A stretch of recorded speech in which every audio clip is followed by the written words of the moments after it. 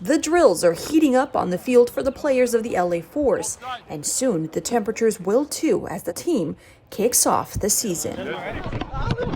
A new analysis by the World Weather Attribution Organization predicts some FIFA World Cup games to be held in the southern and inland parts of the US and Mexico could experience extreme heat and high humidity due to climate change. And while these players won't be in those matches, as athletes, they understand what it takes to stay safe in those conditions. I mean, the main message is staying hydrated, I would say.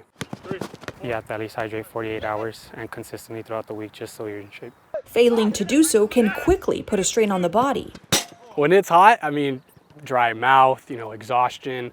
A lot of it has to do with decision making as well, right? When you're tired, your decision making goes out the window. The team's coach, Kenan, is a veteran professional soccer player who knows prepping and competing safely doesn't start on game day. It's much more than those 90 minutes that people see on the TV. Ideally, a lot of rest, a lot of food, good nutrition, a lot of hydration, ice baths, saunas, a lot of massages, a lot of things behind the scenes that nobody sees.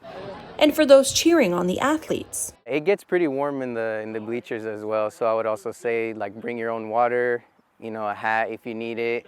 I'm Marybel Gonzalez reporting.